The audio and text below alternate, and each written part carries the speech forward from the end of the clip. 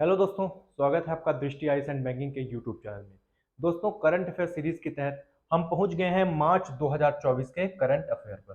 दोस्तों, ये MPPSC targeted current affair की सीरीज आपके सामने लाई जा रही है, जिसमें जुलाई 2023 से फरवरी 2024 तक का करंट अफेयर आपको हमारे यूट्यूब चैनल में करंट अफेयर के प्लेलिस्ट में मिल जाएगा। तो वहां जाकर आप पुराने करंट अफेयर के वीडियो देख सकते हैं। ये वीडियो आपको मध्य प्रदेश लोक सेवा आयोग की परीक्षा में सहायक होंगे। तो दोस्तों, उसी सीरीज को आगे बढ़ाते हुए हम पहुंच गए हैं मार्च 2024 के करंट अफेयर में। चलिए शुरू करते हैं मार्च 2024 का करंट अफेयर। ठीक है दोस्तों, मार्च 2024 का जो राष्ट्रीय घटनाक्रम है, उसकी पहली खबर है कि 18वीं लोकसभा चुनाव कार्यक्रम की घोषणा देश भर में घोषणा की गई और इसके साथ ही देश भर में आदर्श आचार संहिता लागू की गई। ठीक है, अब यहाँ पे जो ध्यान देने वाली बात है वो ये है कि यहाँ बताया गया है कि 18वीं लोकसभा के चुनाव कार्यक्रम, मतलब जो चुनाव होंगे वो किसके लिए होंगे? वो होंगे जो 18वीं लोकसभा के चुनाव के लिए। तो अभी वर्तमान में कौन सी लोकसभा चल रही है? वर्तमान में चल रही है 17वीं लोकसभा। ठीक है, अच्छा, जब ये कार्यक्रम घोषित किया गया उसके साथ ही क्या हो गया? आदर्श आचार संहिता लागू हो गई। मतलब ये है कि राजनीतिक दल, राजनेताओं के जो आचरण है उसको संहिताबद्ध किया जाएगा, उनके आचरण को एक व्यवस्थित रूप दिया जाएगा, जिससे जो निर्वाचन है वो सुचारू रूप से किया जा सके। ठीक है, तो आदर्श आचार संहिता भी लागू हो गई। अच्छा, ये जो चुनाव कार्यक्रम घोषित किए गए हैं, इसमें बताया गया है कि ये चुनाव 7 चरणों में संपन्न होंगे। मतलब जो भारत देश है हमारा, है ना, इतना बड़ा देश है, ठीक, 140 करोड़ जनता है, तो ये पूरे देश में लोकसभा के चुनाव, जिन्हें आम चुनाव भी कहा जाता है, इनको संपन्न कराने के लिए 7 चरणों की व्यवस्था की गई है। और पूरे देश में जो लोकसभा के आम चुनाव होंगे ही, उसके साथ ही 4 राज्यों के विधानसभा चुनाव भी होंगे, जिनमें कौन कौन से राज्य हैं? आंध्र प्रदेश, अरुणाचल प्रदेश, उड़ीसा और सिक्किम। तो परीक्षा में यह प्रश्न भी पूछा जा सकता है कि हाल ही में संपन्न आम चुनावों में किन राज्यों के विधानसभा चुनाव भी साथ में संपन्न कराए गए? तो इसका जवाब क्या हो जाएगा? इसका जवाब हो जाएगा आंध्र प्रदेश, अरुणाचल प्रदेश, उड़ीसा और सिक्किम। दोस्तों, ये जो पूरे मतदान होंगे 7 चरणों में, इनकी मतगणना की जाएगी 4 जून 2024 को। ठीक है, अब दोस्तों बात करें लोकसभा की, तो जो हमारा संविधान है उसके आर्टिकल 79 में संसद की बात की गई है, 80 में राज्यसभा की बात की गई है और 81 में लोकसभा की बात की गई है। ठीक है, और लोकसभा में जो वर्तमान संख्या दोस्तों वो है 543। ठीक है, तो दोस्तों ये जो 543 लोग हैं ना, इनके निर्वाचन के लिए चुनाव संपन्न कराए जाएंगे। और जो ये 543 सीटें हैं, इनमें से जो 84 सीटें हैं वो एससी अर्थात अनुसूचित जाति के लिए, तथा 47 सीटें एसटी अर्थात अनुसूचित जनजाति के लिए आरक्षित हैं।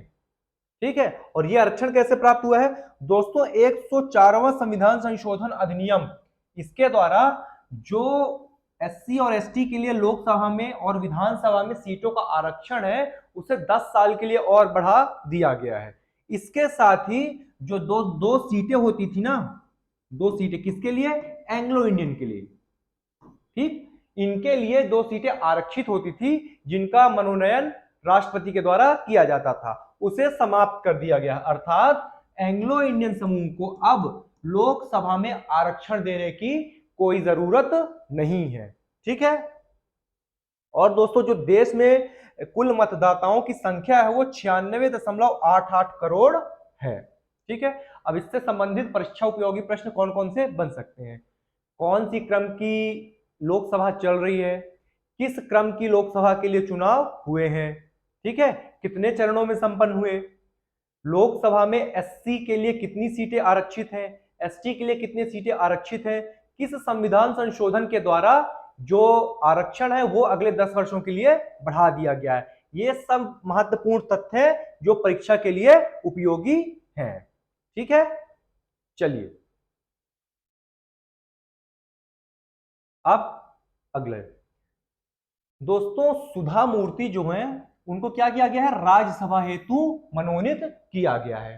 अब ये सुधा मूर्ति कौन है? इन्फोसिस के जो फाउंडर हैं, इन्फोसिस के फाउंडर हैं कौन? श्री नारायण मूर्ति, उनकी वाइफ हैं। ठीक है, तो इनको क्या किया गया है? इनको मनोनीत किया गया है किसके लिए? राज्यसभा के लिए। दोस्तों आपको पता होगा कि 12 जो सदस्य होते हैं इनका मनोनयन राष्ट्रपति द्वारा किया जाता है। तो जो ये 12 सदस्य थे ना, तो इनमें से 11 सदस्यों का मनोनयन हो गया था, और जो ये 12वीं सीट खाली थी उनके लिए क्या किया गया? उनके लिए सुधा मूर्ति जी का मनोनयन किया गया। ठीक, प्रश्न क्या बन सकता है? प्रश्न ये बन सकता है कि हाल ही में किसे राज्यसभा हेतु राष्ट्रपति द्वारा मनोनीत किया गया? तो किसे मनोनीत किया गया? सुधा मूर्ति जी को, है ना। इनके यूट्यूब में आपने देखे होंगे वीडियो, रील्स वगैरह में, है ना, ये वही है। और इनकी जो बेटी है उनकी शादी किससे हुई है? उनकी शादी हुई है ऋषि सुनक जी से, जो कौन है? वर्तमान में यूके के पीएम है। ठीक है, चलिए ये नहीं आएगा एग्जाम में, है ना, बहुत बढ़िया। फिर दोस्तों अगली खबर है कि लक्षद्वीप में भारतीय नौसेना का दूसरा अड्डा आईएनएस जटायु स्थापित किया गया, जो कि मिनिकॉय द्वीप में है। इससे पहले आईएनएस द्वीप रक्षक कवरत्ती द्वीप में था। बहुत सारी इंफॉर्मेशन आ गई दोस्तों। ये है भारत का दक्षिणी भाग, ठीक है, और ये है अरब सागर, और अरब सागर में ही क्या है? एक द्वीप समूह है जिसका नाम है लक्षद्वीप। तो दोस्तों यहां पर क्या है? भारतीय नौसेना ने क्या किया है? भारतीय नौसेना ने आईएनएस जटायु नाम से एक नौसेना अड्डा जो है स्थापित किया है, और ये दूसरा अड्डा है कहां? लक्षद्वीप द्वीप समूह में। इससे पहले आईएनएस द्वीप रक्षक पहले से ही कवरत्ती द्वीप में स्थित है। क्वेश्चन क्या बन सकता है? हाल ही में किस नौसेना के सैन्य अड्डे को लक्षद्वीप में स्थापित किया गया? तो कौन सा था? आईएनएस जटायु। किस द्वीप में? तो मिनी कॉय द्वीप में। ठीक, इससे पहले कौन सा था वहां पहले से? आईएनएस द्वीप रक्षक। ठीक है, बहुत बढ़िया। चलिए अगली खबर।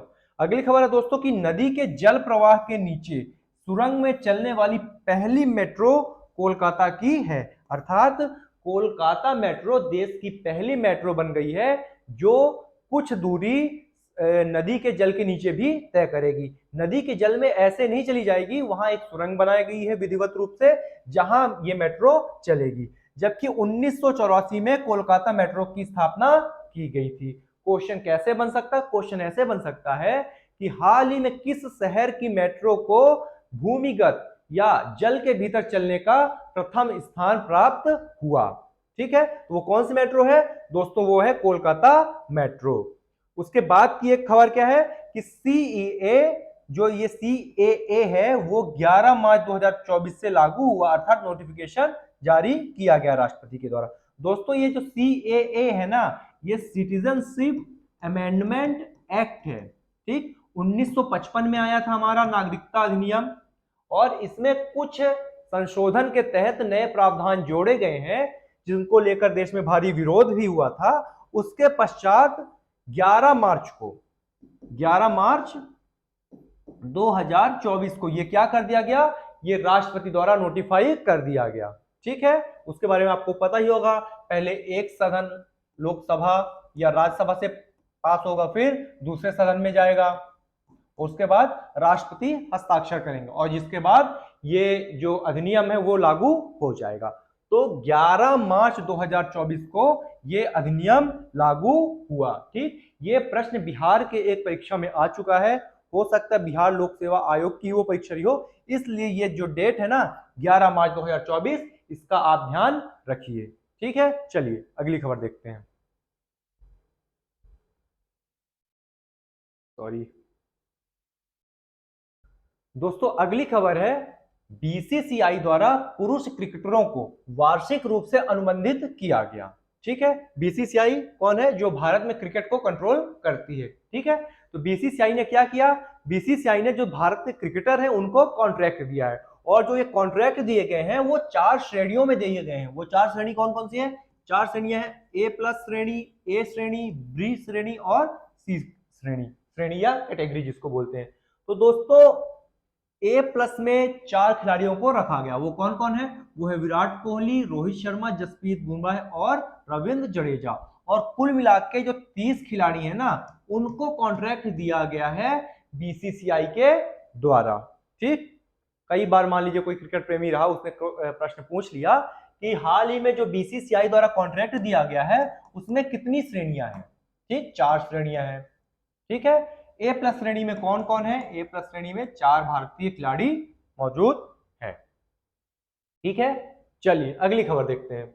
दोस्तों अगली खबर है कि status of leopards in India report 2022 जारी की गई और इसमें 13,874 लेपर्ड, लेपर्ड मतलब तेंदुआ, ठीक, तेंदुओं की बात की गई कि देश में लगभग 13,874 तेंदुए हैं। और इनमें राज्यों की बात करें तो प्रथम स्थान है मध्य प्रदेश का, जहां 3,907 तेंदुओं की संख्या अनुमानित की गई है। दूसरे स्थान पर है महाराष्ट्र और तीसरे स्थान पर है कर्नाटक। तो इसके साथ ही दोस्तों क्या हुआ है कि मध्य प्रदेश बाघ राज्य के साथ साथ कौन सा राज्य बन गया है? तेंदुआ राज्य। ठीक, लेकिन ये याद रखिएगा कि जो ये रिपोर्ट है वो क्या है? 2022 की रिपोर्ट है। ठीक है, क्या होता है, तेंदुओं की एग्जैक्ट संख्या पता कर पाना काफी मुश्किल होता है, इसलिए क्या होती है, जो ये संख्या बताई जाती है वह एक अनुमानित संख्या होती है। ठीक है, चलिए अगली खबर देखते हैं। दोस्तों अगली खबर है कि डीआरडीओ द्वारा MIRV तकनीक से युक्त अग्नि 5 मिसाइल का पहला परीक्षण किया गया। ठीक है, MIRV क्या होता है? Multiple independently targetable entry vehicle. ठीक है, अब दोस्तों अग्नि 5 के बारे में आप जानते ही होंगे, ये क्या है? बैलिस्टिक मिसाइल है, बैलिस्टिक। ठीक है, बैलिस्टिक मिसाइल। दोस्तों इसमें क्या होता है कि जो बैलिस्टिक मिसाइल होती है ना, वो किसी क्षेत्र से ऐसे प्रक्षेपित की जाएगी और जब ये ऊपर पहुंच जाती है, इसके बाद यहां से जो नीचे आने का इसका क्रम होता है, जो शक्ति होती है, उसमें गुरुत्वाकर्षण का बहुत बड़ा योगदान होता है। और सोचिए कि कोई भारी चीज एक निश्चित ऊंचाई से जब नीचे गिरेगी तो उसकी गति कितनी तीव्र हो जाएगी। और ऐसा कहा जाता है कि जब ये मिसाइल ऊपर से गिरती है तो इसको रोक पाना मुश्किल हो जाता है। अच्छा, जो मिसाइल प्रक्षेपित की गई वो जाएगी और किसी स्थान पे गिर जाएगी। ठीक है, लेकिन जो MIRV तकनीक बनाई गई है उसके तहत वो बहुत सारे टारगेट एक साथ जो है भेद सकती है ना? Multiple independently targetable entry vehicle, मतलब बहुत सारे टारगेटों को एक साथ भेदा जा सकता है। तो ये परीक्षण किसके द्वारा किया गया? DRDO के द्वारा किया गया। दोस्तों इससे पहले जो ये टेक्निक थी, वो जो यूएन के 5 स्थायी सदस्य हैं ना सिक्योरिटी काउंसिल के, कौन कौन से? USA, रूस, चीन, फ्रांस और ब्रिटेन, इनके पास ही थी। तो भारत यह तकनीकी प्राप्त करने वाला या विकसित करने वाला दुनिया का 6वां देश बन गया है। ठीक है, चलिए दोस्तों अगली खबर है कि जो भारत की राष्ट्रपति हैं श्रीमती द्रौपदी मुर्मू जी, इन्होंने क्या किया है? 11 से 13 मार्च के मध्य मॉरिशस राज्य की यात्रा की है। पहले कई बार यह प्रश्न पूछा जा चुका है मध्य प्रदेश लोक सेवा आयोग में कि हाल ही में भारत की राष्ट्रपति ने कहां यात्रा की। या तो आपके सामने डेट दी जा सकती है कि 11 से 13 मार्च के बीच, तो 11 से 13 मार्च के बीच इन्होंने कहां की यात्रा की है? दोस्तों 11 से 13 मार्च के बीच इन्होंने यात्रा की है मॉरिशस की। अगली खबर की बात करें कि श्री नायब सिंह सैनी हरियाणा के नए सीएम बन गए हैं। बस आप नॉर्मली इनका नाम याद रखिएगा, सीधे सीएम का नाम पूछ ले मुश्किल है, लेकिन नामुमकिन तो कुछ भी नहीं है ना? बहुत बढ़िया। चलिए अगली खबर। दोस्तों अगली खबर है एक राष्ट्र एक चुनाव के संदर्भ में गोविंद नहीं, ये कोविंद होगा, है ना? कोविंद समिति की सिफारिश 14 मार्च 2024 को राष्ट्रपति को सौंपी गई और ये रिपोर्ट थी 18,626 पेज की। ठीक दोस्तों, हमारे देश में बहुत लंबे समय से चर्चा हो रही है कि एक राष्ट्र एक चुनाव, अर्थात जो राष्ट्र में चुनाव होते रहते हैं ना 2-2, 3-3 महीने में, कभी इस राज्य में, कभी उस राज्य में, कभी आम चुनाव, तो इनको क्या किया जाएगा? इनको एक साथ कराया जाएगा। अर्थात एक साथ करा दिए 3 महीने में, और उसके बाद 4 साल 9 महीने सरकारें अपना काम करेंगी बिना डिस्ट्रैक्ट हुए कि यहाँ चुनाव हो रहे हैं वहां चुनाव हो रहे हैं। इसके लिए एक समिति गठित की गई थी जिसके अध्यक्ष थे भूतपूर्व राष्ट्रपति श्री रामनाथ कोविंद जी। ठीक है, तो इन्होंने जो है अपनी रिपोर्ट राष्ट्रपति जी को सौंप दी है, और इस रिपोर्ट में कहा गया है, क्या कहा गया है कि जो लोकसभा और विधानसभा इनके चुनाव एक साथ कराए जाएंगे, और दोस्तों जो स्थानीय स्तर के चुनाव होते हैं अर्थात पंचायत और नगर पालिका वाले, तो इनको 100 दिन के भीतर कराया जाएगा। लोकसभा और विधानसभा के चुनावों के 100 दिन के पश्चात, ठीक, या 100 दिन के अंदर। अब एक मुद्दा यह था कि अगर मान लीजिए किसी राज्य की जो सरकार है वो क्या हो जाती है, वो विघटित हो जाती है या भंग हो जाती है किसी राज्य की विधानसभा, उसके पश्चात क्या प्रणाली अपनाई जाएगी, उसके संदर्भ में इस समिति ने कहा है कि यदि मान लीजिए कोई सरकार 5 साल तो इनका कार्यकाल होता है विधानसभा का, जो विधानसभा के सदस्य चुने जाते हैं उनका कार्यकाल 5 साल का होता है, उससे पहले मान लीजिए 3 साल में ही क्या हो गया, विधानसभा का विघटन हो गया। ठीक, तो जो नई विधानसभा को चुनाव होगा वो केवल 2 साल के लिए होगा। ठीक है, तो इससे क्या हो रहेगा, इससे ये रहेगा कि 5 साल में जो नियमित अंतराल में चुनाव होते हैं वो होते रहेंगे। ठीक, चलिए इसमें क्या क्या इंपॉर्टेंट है, इसमें इंपॉर्टेंट ये है कोविंद समिति, है ना, ये याद रखिएगा। ठीक दोस्तों, अगली खबर है ऑपरेशन संकल्प। इसमें क्या किया गया है कि आईएनएस कोलकाता ने एमवी रुएन को डाकुओं से मुक्त कराया, कहां, अरब सागर में। दोस्तों आपको पता ही होगा कि ये भारत का दक्षिणी भाग है और यहाँ पे अरब सागर पड़ता है, तो यहाँ से जो हम यूरोप के लिए व्यापार का जो मार्ग है वहां डाकुओं की समस्या है। उसके लिए क्या है, उसके लिए भारत सरकार ने अपने जो नौसेना के जहाज हैं वो डिप्लॉय किए हैं, तो उसी के तहत उन्होंने क्या किया, ऑपरेशन संकल्प चलाया, और इसके तहत जो एक एमवी रुएन करके एक जहाज था, एक पोत था, उसको डाकुओं से मुक्त कराया। तो आप याद रखिएगा क्या, ऑपरेशन संकल्प। ठीक है, चलिए अगली खबर देखते हैं। दोस्तों अगली खबर है RLVTLEX, ये LEX सेकेंड। ठीक,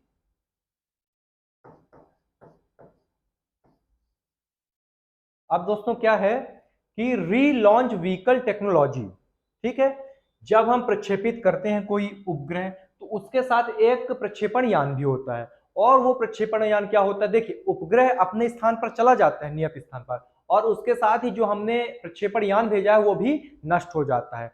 उसके जो कॉस्ट को कम करने के लिए या जो प्रक्षेपण यान हम भेज रहे हैं उसका पुनर्उपयोग किया जाए, उसके लिए क्या किया गया, उसके लिए यहाँ पे प्रयोग चल रहे हैं। और दोस्तों री लॉन्च व्हीकल टेक्नोलॉजी, इसका जो दूसरा प्रक्षेपण है वो किया गया है ना, और ये प्रक्षेपण किया गया है, ये प्रक्षेपण क्या रहा है, ये सफल रहा है। ठीक, तो प्रश्न क्या बन सकता है, प्रश्न ये बन सकता है कि relaunch vehicle technology demonstration LEX-02 ये क्या है, ये क्या है, ये प्रक्षेपण यान है।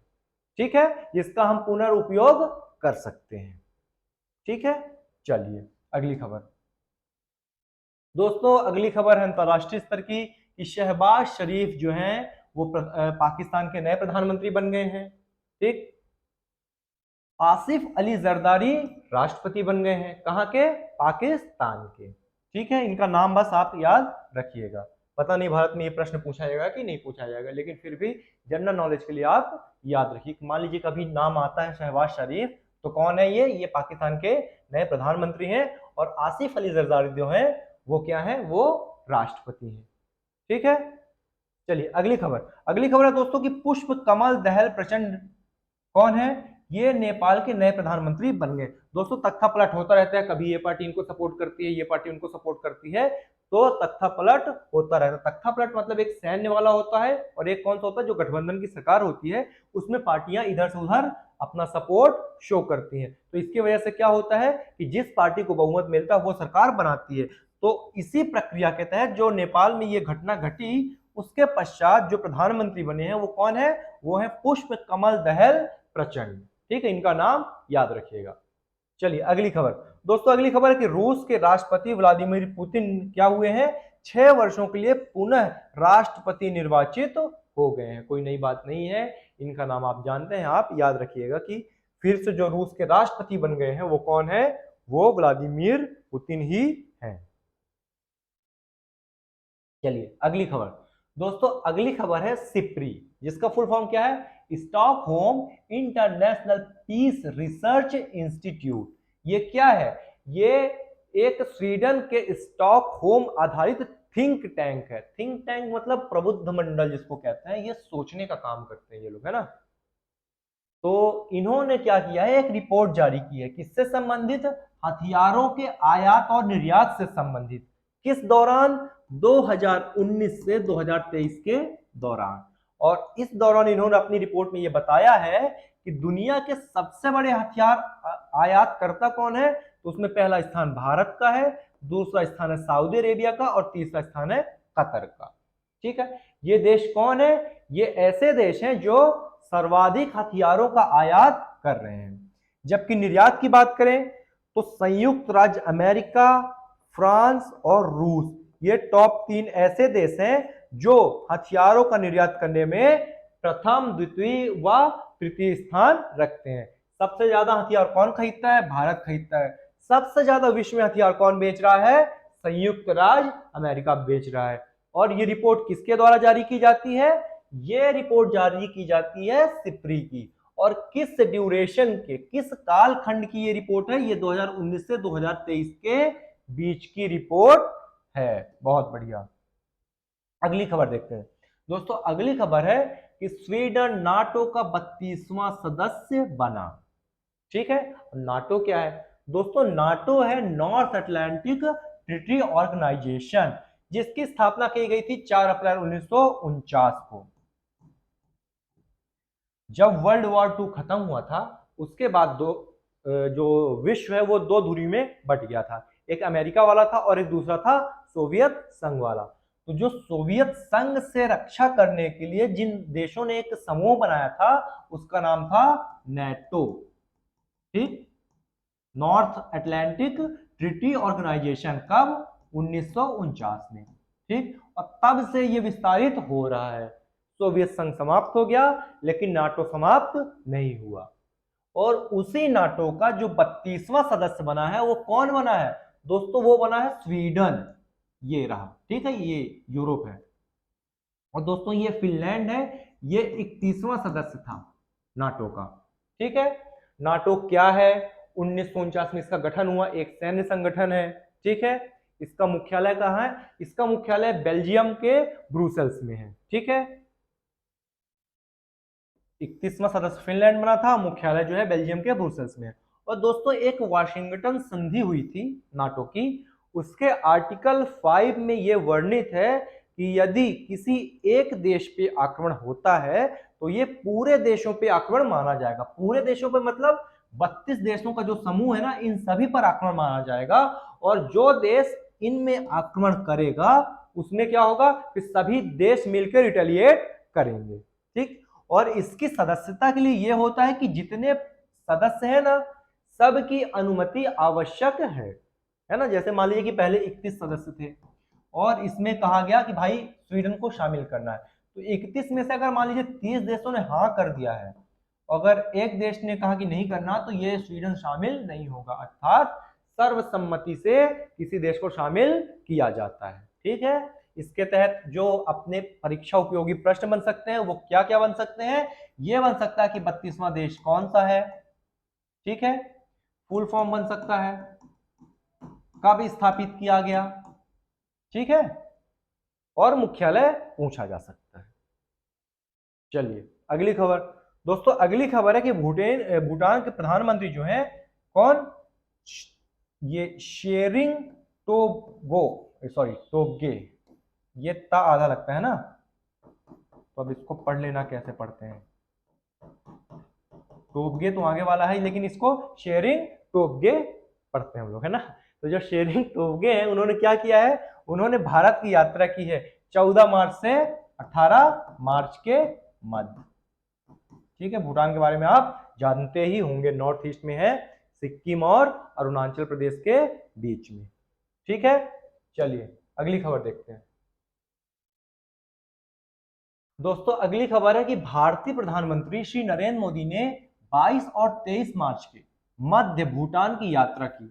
ठीक, और इस यात्रा के पश्चात क्या हुआ कि जो भूटान का सर्वोच्च नागरिक सम्मान होता है, क्या नाम है, ऑर्डर ऑफ द ड्रुक ग्यालपे, ये प्रधानमंत्री को प्रदान किया गया। ठीक है, तो प्रश्न यह भी बन सकता है कि हाल ही में अर्थात मार्च 2024 में भारतीय प्रधानमंत्री को किस देश का सर्वोच्च नागरिक पुरस्कार प्रदान किया गया? तो किस देश का प्रदान किया गया दोस्तों? ये प्रदान किया गया है भूटान का। ठीक है, अगली खबर है कि वर्ल्ड हैप्पीनेस इंडेक्स 2024, विश्व खुशहाली सूचकांक को हिंदी में बोलते हैं खुशहाली सूचकांक। ठीक है, ये कौन जारी करता है दोस्तों? ये जारी करता है UN sustainable development solution network द्वारा। ठीक है, और इन्होंने जो 2024 की रिपोर्ट जारी की है, इसके तहत इन्होंने बताया है, क्या बताया है, कि जो फिनलैंड है ना, वो दुनिया का सबसे खुशहाल देश है, जबकि भारत 126वें स्थान पर है। अर्थात दुनिया के 125 देश ऐसे हैं जो खुशहाली के मामले में भारत से बेहतर स्थिति में हैं। ठीक है, और जो स्कोर होता है ना दोस्तों, ये 0 से 10 के बीच होता है। जो इंडेक्स ये बनाते हैं, 6 मानक रहते हैं, इनके आधार पर ये लोग क्या करते हैं, एक इंडेक्स तैयार करते हैं। तो 0 से 10 के बीच, तो जो 10 से जितना पास रहेगा वो उतना खुश होगा। तो उसी जो इंडेक्स का स्कोर था, उसमें भारत का स्कोर था 4.054। ठीक है, प्रश्न क्या क्या बन सकता है? वर्ल्ड हैप्पीनेस इंडेक्स 2024 में विश्व का सबसे खुशहाल देश कौन है? तो कौन है? फिनलैंड। भारत का स्थान कौन सा है? 126वां। कौन जारी करता है? तो UN sustainable development solution network जारी करता है। ठीक, और मान लीजिए अगर कभी डीप में पूछ लिया तो भारत का स्कोर कितना था, ये भी पूछा जा सकता है। तो 4.054, वैसे ये पूछा नहीं जाएगा। ठीक है, चलिए अब आते हैं आर्थिक खबरों में। आर्थिक खबरें अर्थात मार्च की बात कर रहे हैं हम लोग, है ना, ध्यान रखिएगा, मार्च 2024 की बात हो रही है। तो मार्च 2024 में एक आर्थिक खबर जो इंपॉर्टेंट है वो ये है कि एनएसओ ने 2023-24 के लिए जीडीपी वृद्धि दर 7.6% का अनुमान लगाया है। ये सिर्फ अनुमान है। किसने लगाया है? एनएसओ ने। किस वर्ष के लिए? 2023-24 के लिए, है ना। 31 मार्च को खत्म हो जाता है अपना फाइनेंशियल ईयर। ठीक, उसके बाद ये जब डेटा आएगा। ठीक, अब एक और अच्छी इंपॉर्टेंट न्यूज है कि ईएफटीए, क्या है ईएफटीए का full form? European free trade association. ठीक, और इसके तहत 4 देश आते हैं। कौन कौन से? आइसलैंड आता है, स्विट्जरलैंड आता है, लिंचेस्टीन आता है और नॉर्वे आता है। ठीक, और इन चारों का समूह क्या है? ईएफटीए। तो जो ईएफटीए है और भारत है, इन दोनों ने जो एक फ्री ट्रेड एग्रीमेंट साइन किया है। ठीक है, ईएफटीए के 4 देश और भारत में। ठीक है, 2008 से चर्चा कर रहे हैं और 2024 तक चर्चा हुई, अर्थात 16 साल चर्चा हुई। उसके बाद फ्री ट्रेड एग्रीमेंट जो है वो स्वीकार किया गया दोनों देशों के मध्य। और इसमें हस्ताक्षर कब हुए? इसमें हस्ताक्षर हुए 10 मार्च 2024 के दिन। ठीक है, और जो ये फ्री ट्रेड एग्रीमेंट है, इसका नाम क्या दिया गया? इसका नाम दिया गया TEPA, trade and economic partnership agreement. ठीक है, अब क्या क्या प्रश्न बन सकता है? ईएफटीए का फुल फॉर्म पूछा जा सकता है। तो ईएफटीए का फुल फॉर्म होगा European free trade association. EFTA में कौन कौन से देश हैं? भारत और ईएफटीए ने फ्री ट्रेड एग्रीमेंट साइन कब किया? ठीक है, और जो फ्री ट्रेड एग्रीमेंट भारत और ईएफटीए ने किया है उसका नाम क्या है? उसका नाम होगा TEPA, trade and economic partnership agreement. ठीक है, चलिए अगली खबर देखते हैं। दोस्तों अगली खबर है छत्तीसगढ़ सरकार की, और इन्होंने एक योजना जारी की है, महतारी वंदना योजना। इसके तहत क्या किया जाएगा? इसके तहत महिलाओं को प्रति माह 1,000 रुपए आर्थिक सहायता उपलब्ध कराई जाएगी, है ना। जो मध्य प्रदेश सरकार में लाडली बहना योजना के नाम से चल रही है, उसी प्रकार महतारी वंदना योजना छत्तीसगढ़ सरकार ने शुरू की है। प्रश्न ये बन सकता है कि हाल ही में किस राज्य ने महतारी वंदना योजना शुरू की है। ठीक है, चलिए अगली खबर देखते हैं। दोस्तों अगली खबर है नियुक्तियों से संबंधित, है ना। तो जो किशोर मकवाना है, किशोर मकवाना, इनको क्या किया गया है दोस्तों? इनको एससी अनुसूचित जनजाति आयोग का अध्यक्ष बनाया गया है। ये 5 सदस्यीय आयोग होता है, एक अध्यक्ष होता है, एक उपाध्यक्ष होता है, वह 3 अन्य सदस्य होते हैं। तो जो अध्यक्ष हैं वो कौन है? किशोर मकवाना जी हैं। ठीक है, और इनका जो गठन किया जाता है वो आर्टिकल 338 के तहत किया जाता है। ठीक है, नाम आप याद रखिएगा क्योंकि एक आयोग नाम से स्पेशल टॉपिक मेंशन है आपके मध्य प्रदेश लोक सेवा आयोग के सिलेबस में। ठीक है, किशोर मकवाना। फिर राहुल सिंह कौन है? राहुल सिंह सीबीएसई के नए अध्यक्ष नियुक्त किए गए हैं, है ना। Central board of secondary education CBSE के कौन हो गए? राहुल सिंह हो गए। फिर एक है नवनीत सहगल, प्रसार भारती बोर्ड के नए अध्यक्ष बने हैं। जो आपने सुना होगा कि नेशनल टीवी है ना और आकाशवाणी वगैरह है, ये सब कौन संचालित करता है? ये प्रसार भारती संचालित करती है। तो जो प्रसार भारती के जो बोर्ड होता है उसके जो अध्यक्ष बने हैं वो कौन बने हैं? नवनीत सहगल बने हैं। ठीक है, चलिए अगली खबर देखते हैं। अगली खबर है दोस्तों कि एम.वी. राव भारतीय बैंक संघ के नए अध्यक्ष बने हैं। जो एम.वी. राव है ना, एम.वी. राव, ये सेंट्रल बैंक के हैं, सेंट्रल बैंक है ना भारत का। हाँ दोस्तों, भारत में जितने भी बैंक हैं, सार्वजनिक क्षेत्र के, निजी क्षेत्र के, सहकारी बैंक, इन सबका एक संघ है, उसको कहा जाता है भारतीय बैंक संघ, है ना। और जो ये भारतीय बैंक संघ है इसके अध्यक्ष कौन बने हैं? इसके अध्यक्ष बने हैं एम.वी. राव। ठीक, अब बात करते हैं दोस्तों निर्वाचन आयोग की। तो निर्वाचन आयोग त्रिसदस्यीय आयोग है और हाल ही में क्या देखा गया था कि निर्वाचन आयोग के जो अध्यक्ष हैं राजीव कुमार, केवल वही बस बचे थे, बाकी 2 जो अन्य निर्वाचन आयुक्त हैं उनके पद खाली हो गए थे। तो जो 2 अन्य निर्वाचन आयुक्त हैं उनके पद को भरा जा चुका है। और किसके द्वारा भरा गया है? एक है ज्ञानेश कुमार और दूसरे हैं सुखवीर सिंह संधू। ये देखिए, ये हैं ज्ञानेश कुमार और ये हैं डॉक्टर सुखवीर सिंह संधू, और ये हैं हमारे कौन? मुख्य निर्वाचन आयुक्त राजीव कुमार जी। तो अब जो है ना निर्वाचन आयोग की जो त्रिस्तरीय संरचना है वो फिल हो गई है, फुल हो गई है। ठीक, तो क्वेश्चन क्या बन सकता है? संरचना में जो 2 अन्य आयुक्त हैं वो कौन कौन है? तो नाम आप याद रखिए, क्या क्या नाम है? एक ज्ञानेश कुमार है और दूसरा सुखवीर सिंह संधू नाम है। ठीक है, 324 आर्टिकल के तहत निर्वाचन आयोग का गठन किया जाता है। और निर्वाचन आयोग का कार्य क्या है? निर्वाचन आयोग का कार्य ये है कि राज्य के लोकसभा, विधानसभा, संसद और विधानमंडल, राष्ट्रपति और उपराष्ट्रपति के निर्वाचन को संपन्न कराना। ठीक है, बाकी बहुत सारे कार्य अन्य भी होते हैं। फिर अगली खबर देखते हैं। अगली खबर है दोस्तों क्रिस्टीना पिस्कोवा, नाम याद रखिए, क्रिस्टीना पिस्कोवा। ये कहाँ की है? ये चेक गणराज्य की है। इन्होंने 2023 का मिस वर्ल्ड का खिताब जीता है और ये 2023 का जो मिस वर्ल्ड का खिताब है इसका आयोजन, जो ये प्रतियोगिता होती है इसका आयोजन किया गया था कहाँ? भारत में।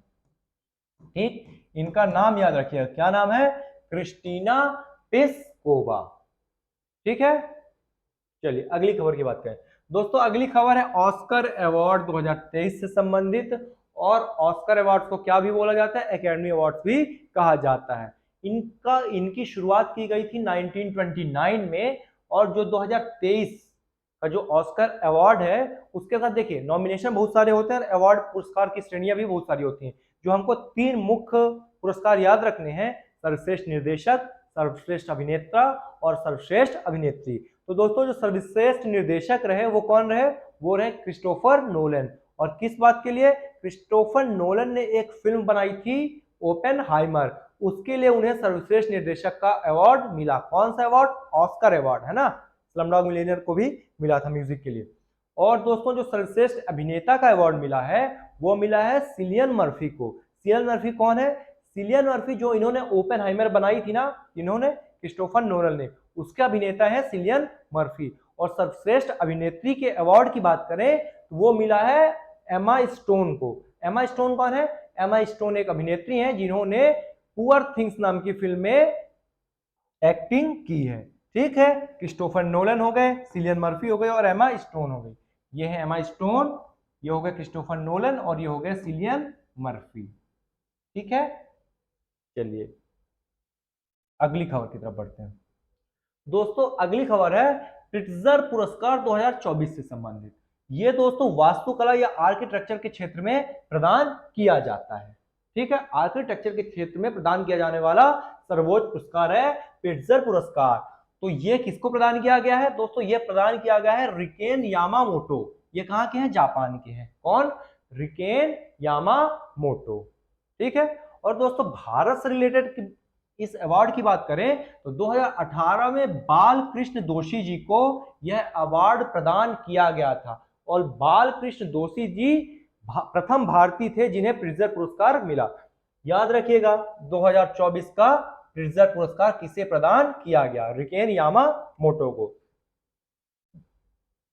किस क्षेत्र से संबंधित है? वास्तुकला से संबंधित है। प्रथम भारतीय कौन थे, उन्हें कब प्रदान किया गया, यह भी आप याद रखिएगा।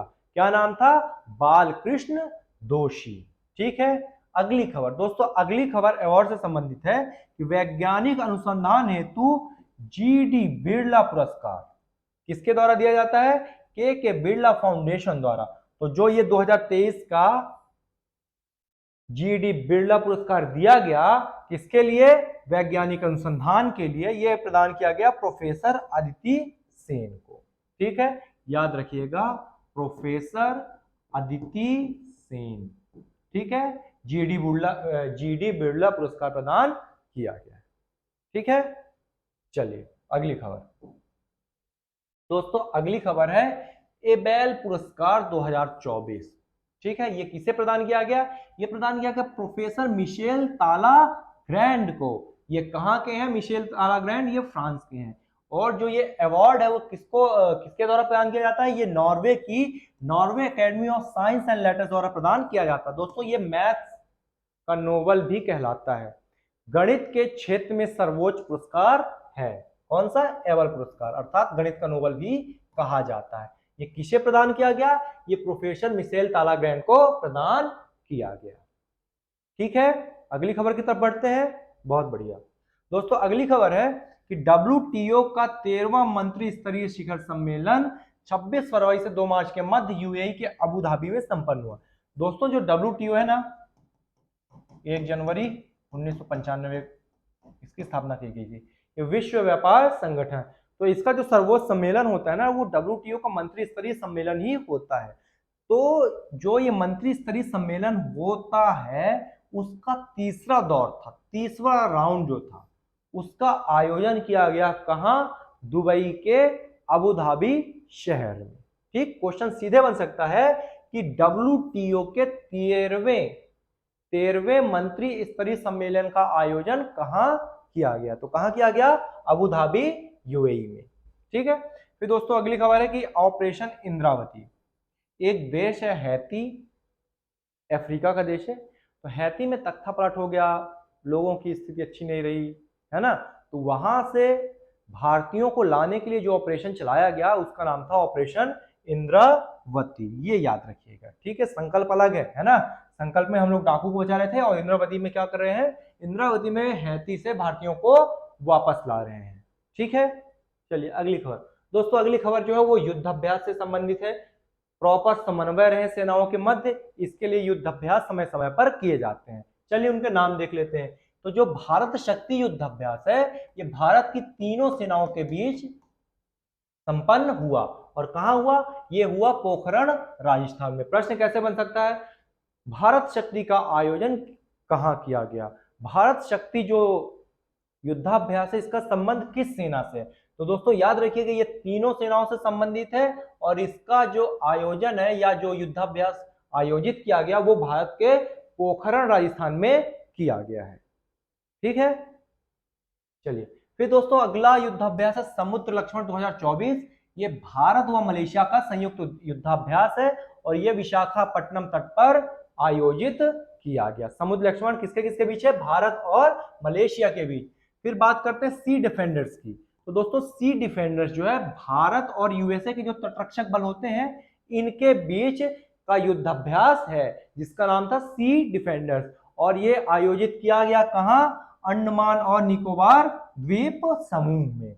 फिर लामितीय 2024, ये किसके किसके बीच हुआ? ये भारत और सेशल के बीच आयोजित युद्धाभ्यास है। कहां आयोजित हुआ? ये आयोजित हुआ सेशल्स रक्षा एकेडमी में, है ना, सेशल्स में। ठीक, फिर दोस्तों चंद्रयान 3 जहां उतरा था, जहां वो लैंड किया था, उसको हम लोगों ने नाम दिया था शिव शक्ति पॉइंट। तो जो IAU है, IAU मतलब इंटरनेशनल एस्ट्रोनॉमिकल यूनियन, तो उसने क्या किया है कि शिव शक्ति पॉइंट जो हमने नाम दिया था उसको क्या कर लिया है? रिकॉग्नाइज कर लिया, स्वीकार कर लिया। अर्थात अब अंतरराष्ट्रीय स्तर पर शिव शक्ति पॉइंट का इस्तेमाल किया जा सकता है और वह मान्य होगा। शिव शक्ति पॉइंट वही है जहां चंद्रयान 3 उतरा था। ठीक है दोस्तों, ये MPPSC प्री 2024 की टेस्ट सीरीज हमारे DIB इंदौर ऐप पर चालू है। आप प्ले स्टोर जाइए, DIB इंदौर ऐप डाउनलोड कीजिए और वहां 5 टेस्ट जो फ्री हैं, है ना, फ्री हैं, इनको आप दीजिए, अपना आकलन कीजिए। उसके बाद अगर आपको लगता है कि टेस्ट ठीक है तो आप जो है 99 रुपीज मात्र में 39 टेस्टों की सीरीज जो है वो परचेज कर सकते हैं। ठीक है, अगर इसका आपका मन नहीं है तो कम से कम 5 टेस्ट जो कि फ्री में अवेलेबल है उनको आप दीजिए। ठीक है, चलिए फिर दोस्तों बात है खेलकूद से संबंधित। तो जो सात्विक साईराज और चिराग शेट्टी है ना, ये काफी पॉपुलर है पिछले 1 साल से, है ना, बहुत सारे अवार्ड ये लोग क्या कर रहे हैं? जीत रहे हैं क्रमिक रूप से। ठीक, तो इन्होंने क्या किया है कि जो फ्रेंच ओपन बैडमिंटन टूर्नामेंट होता है उसको क्या किया है? जीत लिया है ना। और कैसा खिताब जीता है? युगल खिताब जीता, अर्थात जोड़ीदारों का जो खिताब होता है फ्रेंच ओपन, वो किसने जीता? वो सात्विक साईराज और चिराग शेट्टी ने जीता है। ठीक है, अगली खबर जो है स्पोर्ट्स से संबंधित कि पंकज अडवाणी को बिलियर्ड्स के हॉल ऑफ फेम में शामिल किया गया। प्रश्न कैसे बन सकता है? प्रश्न ऐसे बन सकता है कि हाल ही में किस भारतीय बिलियर्ड्स खिलाड़ी को बिलियर्ड्स हॉल ऑफ फेम में शामिल किया गया? तो उनका नाम क्या है? उनका नाम है पंकज आडवाणी। ठीक दोस्तों, बात चल रही है भारत और इंग्लैंड के बीच 5 टेस्ट मैचों की जो सीरीज चल रही थी उसमें भारत ने इंग्लैंड को 4-1 से हरा दिया है। और जो ये सीरीज थी इसके मैन ऑफ द सीरीज बने कौन? यशस्वी जायसवाल। ठीक है, नाम याद रखिएगा क्योंकि 2017-18 के आसपास मध्य प्रदेश लोक सेवा आयोग ने क्रिकेट से संबंधित कुछ खतरनाक प्रश्न पूछे थे, है ना, और उन खतरनाक प्रश्नों में यह भी पूछ लिया था कि जो ये सीरीज हुई थी ये किसने जीता और इसके मैन ऑफ द सीरीज कौन थे। इसलिए जो महत्वपूर्ण सीरीज है उसके नाम हमको याद रखने हैं। तो भारत और इंग्लैंड के बीच जो टेस्ट की 5 मैचों की सीरीज थी उसमें भारत 4-1 से विजयी रहा और जो मैन ऑफ द सीरीज रहे वो कौन रहे? यशस्वी जायसवाल। ठीक, फिर मुंबई ने क्या किया? 42वीं बार रणजी ट्रॉफी जीती। रणजी ट्रॉफी क्या है? रणजी ट्रॉफी क्या है?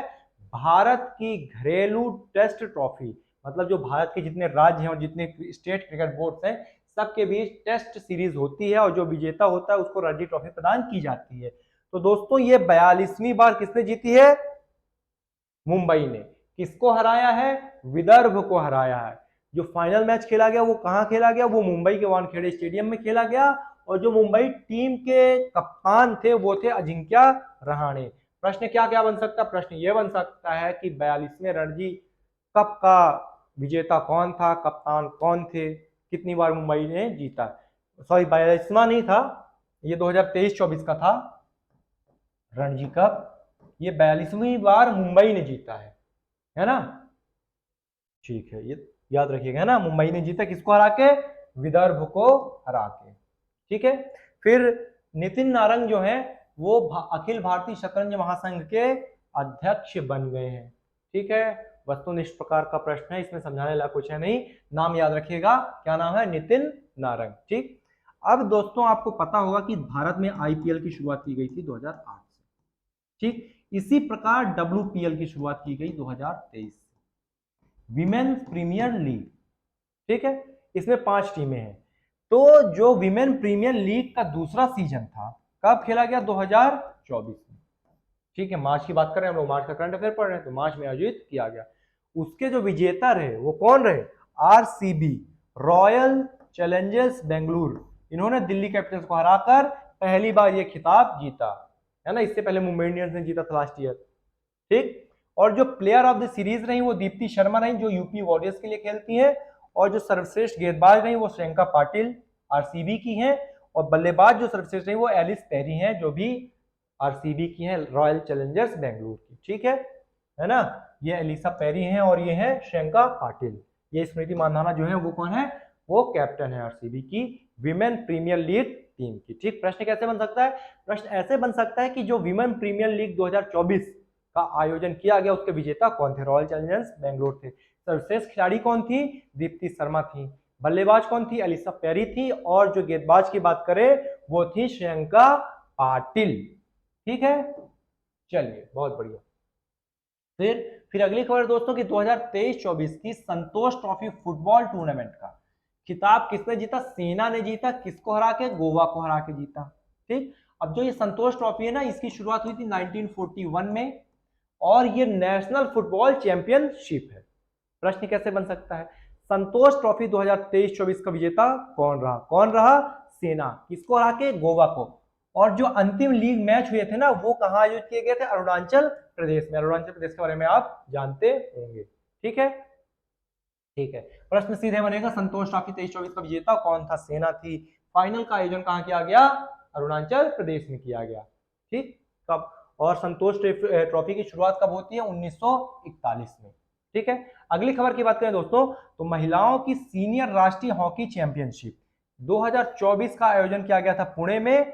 और जो ये चैंपियनशिप आयोजित की गई थी हॉकी की, उसकी विजेता कौन रही? उसकी विजेता रही हरियाणा की टीम। किसको हराया? महाराष्ट्र की टीम को हराया। हरियाणा ने महाराष्ट्र को हराकर सीनियर राष्ट्रीय हॉकी चैंपियनशिप का खिताब जीत लिया है। ठीक है, चलिए महिलाओं का।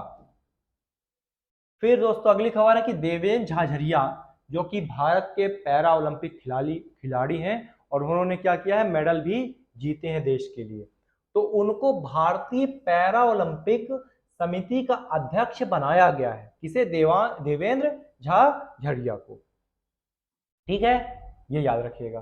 फिर और दूसरी खबर जो है, जो MC मैरी कॉम है, सुपर मॉम कहा जाता है, बॉक्सिंग मुक्केबाजी की भारत की एक मशहूर खिलाड़ी हैं, उनको पेरिस ओलंपिक में भारतीय दल का प्रमुख नियुक्त किया गया है। मतलब ये लीडर होंगी, है ना। 2024 में पेरिस में ओलंपिक खेलों का आयोजन होने वाला है। तथा शरद कमल जो कि TT प्लेयर है, इनको क्या किया गया है? इनको ध्वजवाहक बनाया गया है। ठीक है, चलिए ठीक है दोस्तों, तो यहाँ पे आपका 2024 का जो करंट अफेयर है वो समाप्त होता है। उम्मीद करता हूँ आपको यह क्लास पसंद आ रही होगी, है ना। अपनी तैयारी जारी रखिए, यहाँ से नहीं तो कहीं और से सही, है ना। लेकिन तैयारी होनी चाहिए, अच्छे से पढ़िए और तैयारी करिए, क्योंकि 23 जून ज़्यादा दूर अब नहीं बचा है ना। चलिए अपना ध्यान रखिए, गर्मी से बचिए। धन्यवाद, मिलते हैं आपके साथ अगली क्लास में।